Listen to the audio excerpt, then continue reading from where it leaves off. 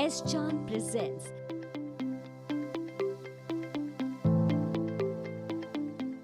Hi, welcome to the learning session on Indian economy.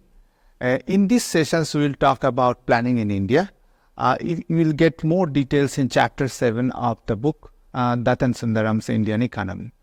So, planning in India, or planning process in India has been the hallmark of the economic progress of modern India. So, India borrowed the planning systems from Soviet Union in 1950s, and it continued from 1950s till 2017. So it was basically a 5-year planning, and through the planning, actually India is trying to project a growth rate and several other sectoral distributions, resource allocations, and many other things. So in this particular chapter, we'll basically summarize different plans, targets, their achievements, the challenges, and how actually India moved from one decade to the other decades. So in a way, it provides the reader a brief history of modern Indian economic development process. So the content of the chapter is basically we'll talk about giving a brief overview, then resource allocation in different 5-year plans, and then we'll have a growth performance of 5-year plans. Investment and savings are very important, because from the savings we get the resources, and the resources get invested, and the invested resources will put in such a way so that we are able to achieve the targets. And growth of savings in the planning period we'll discuss, and then we'll have special discussions on 1991 balance of payment crisis, and how actually India decided to change this entire the economic progress strategy, and adopting a new industrial policies, new economic reform policies, and a completely new focus have been given for liberalizations and globalization. And then we'll give us some important developments, and then we'll conclude. So India, after independence, adopted the 5-year plans, and the first 5-year plans was actually in 1951. So before that, Planning Commission was set up in 1950, whose advice is objective is basically to develop and devise medium to long-term strategy. And then from 1950 to the 1990s, two different 5-year plans. What we basically see that, as you know, that the planning process are actually borrowed from Soviet Russia. So initially it was much more state control systems, but actually India over the years slowly actually relaxed the state control. And in 1991, the state finally decided to restrain itself directly from participating in trade and production process, hence allowing greater participation of the private sector. So planning process, therefore, actually moved from the rigid state control system to much more flexible, adaptable systems. And that's the way actually Indian economy moved. So the objective was basically to maximize the economic growth, self-reliance, elimination of poverty, bringing sustainability issues in handling income equality. So we'll see over the years, over the plans, actually how those issues becoming very, very important for India's economic development process. So next few slides, we'll briefly discuss about the 5-year plans. So India started the 5-year plan in 1951. So first 5-year plan was 1951 to 56. So at that point of time, Harrod-Domer growth model was the most popular one. So savings and investment were being exogenous factors being provided as a main tools by which actually the economic growth should be achieved. So India devised some ideas how to increase savings and investment, but it was primarily an agricultural country, so some focus was there on the agricultural advancement of the country. The second 5-year plan, 1956 to 61, is the core, as the foundation of modern Indian economy. So here actually the focus is on the industrialization process, with a focus on heavy industry. So the implementations having some kind of a resource constraints we faced, but still India went ahead and set up a lot of big, large-scale factories. A third plan, so there is no mathematical plan, but third plan was mostly very much disturbed because of the border clash with China. So you can understand when there are any kind of inter-country conflicts, then a lot of resources being used for defense purposes, and less resources there for the planning process. So third plan had that particular problem. So then actually the fourth plan, so we nationalization of commercial banks in 1969 because we wanted to increase the savings rate. So formal savings are very important. So nationalized banks actually was done to increase the confidence of people to keep money in the banking system. Otherwise, people are keeping the money in informal ways and which is not being invested. So from 74 to 79, there's a massive crisis, oil price crisis at that point of time. So this time high dependency on imports, especially fuel, food and fertilizer, major problem. Sixth five-year plan, 1980 to 85, we started having a new focus, poverty eradication and technology self-reliance. 85 to 90, we were paving the path for the economic reform. So the promote growth in the areas of economic productivity, improving production of food grains, employment generations. 90 to 97 is basically in the beginning of economic reform, which is the backdrop of the crisis we had in 91. And then we moved forward and we bring in new issues, which are social issues and environmental issues. You can see that in 97 to 92 focuses on growth, justice and equity. And then 2007, we are actually focusing on gender. And then 11th plan, we are focusing on inclusive growth. So look at how actually Indian economy changed. We had a focus on agriculture, we had a focus on industry. Now we are focusing more on social issues because those issues are having its own way. They are mostly on the growth path. So there are challenges in agriculture, industry and services. But along with that, India also started focusing on the new issues. So here is the resource allocation. So if you look at the resource allocation, then every 5-year plan, so you can find out a significant jump from one plan to the another plan. So the resource allocations increased significantly and large share of the allocated resources went to the strategic areas as per the plan's target. Here's the growth. So look at the realized growth. Most of the time the realized growth is less than the target growth. So you can find out the initial 5-year plans, the target growths are, the realized growth rate is very low, 2.8, 3.4, 4.9. So India is actually having a higher growth, especially from you can see from 10th, 11th plan, which is basically 2002 to 7 and 2007 to 12, where actually we'll find out a higher growth, 7.6% and 8%. This is possibly one of the good times. Actually, we are very close to the target growth. And also, if you look at the agricultural growth, 2.9, apart from one 5-year plan, 2 5-year plans, the agricultural growth was always in a lower part. So it's the service sector which are actually driving the Indian economic growth. As you can see, it's 7.3, 8.2, 8.4, 9.4%. So what is happening actually? The India's growth was mostly driven by the service sector's growth.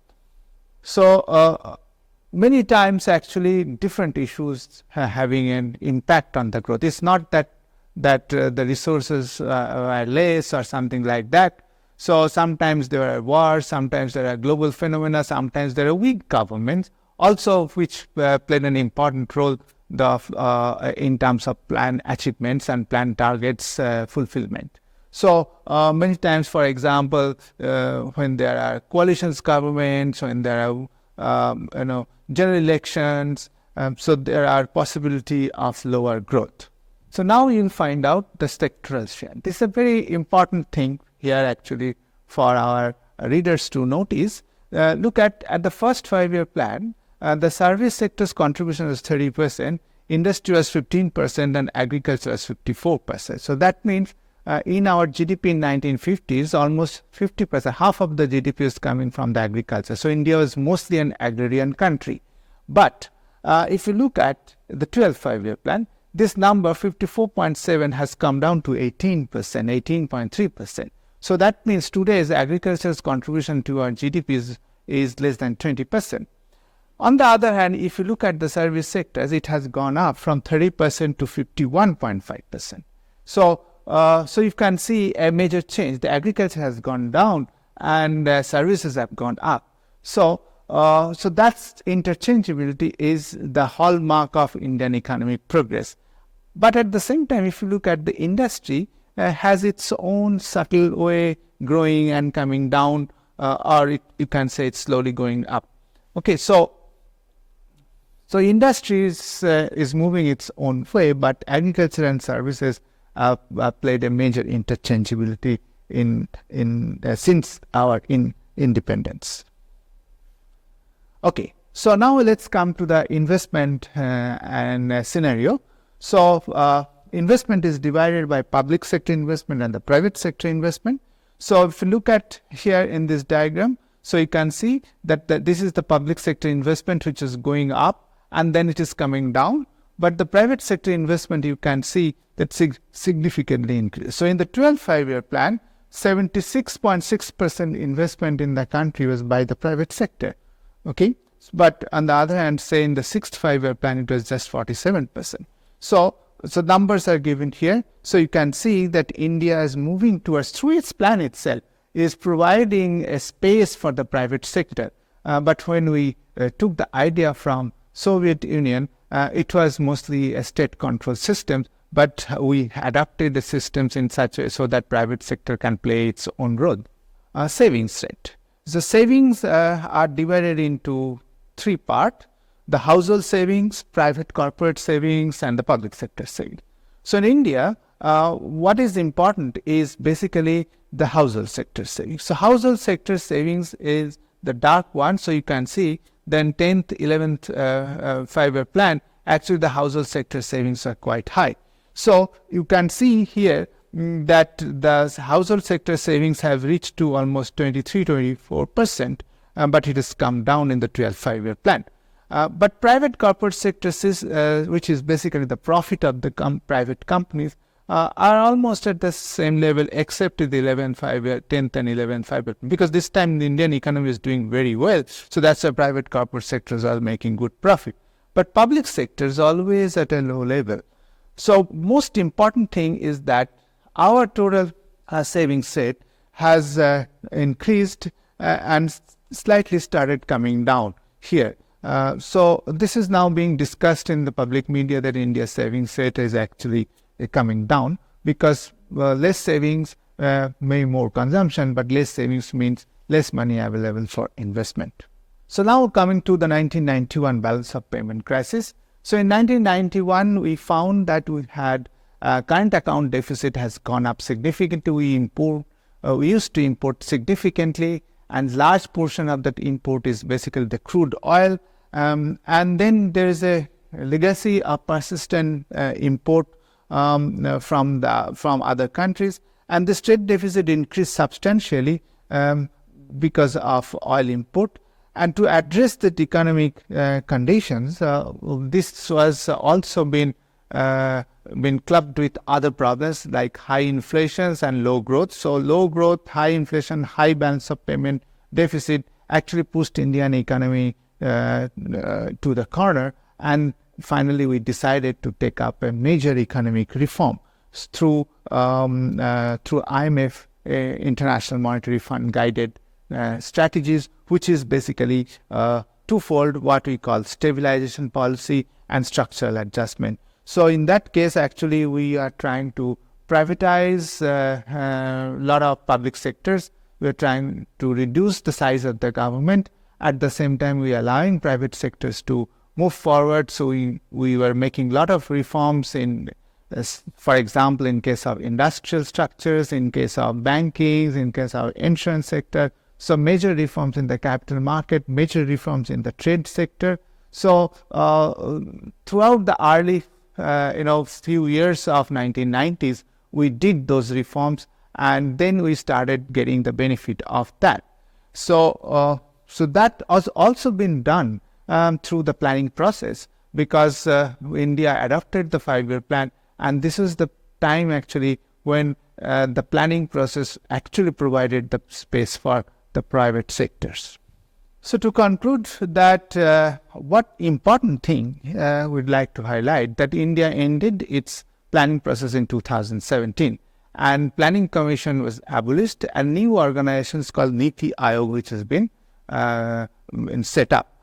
So it was basically what we found out, that Niti Aayog's objective was different. It's because Niti Aayog wanted to bring something called cooperative federalism, in which the center and state will continuously discuss the possibilities of directions of the growth and development. So Niti Aayog as an organization, unless like Planning Commission, which was doing the planning and executing the plan, but Niti Aayog is basically doing some other things like monitoring and evaluations of different government schemes, how center and state are coming together and deciding about the future journey of their growth. And it also works as a think tank and knowledge and innovation hub. Through various programs, initiatives, Niti Aayog sets the path for the nation's inclusive and holistic development. So we are now considering an open systems in which center and state negotiate, discuss, and basically to develop a chartered path or basically to find out ways how actually to grow. So that means the center may be having certain ideas and states may be having different ideas. So when a center and states coming together, different states will find out opportunities in different areas to grow. So possibly Niti Aayog is basically looking into that particular aspect of inclusiveness. And that's all for this particular chapter. So what we have done in this particular chapter is providing a summary of Indian planning system from the first plan to the 12th 5-year plan.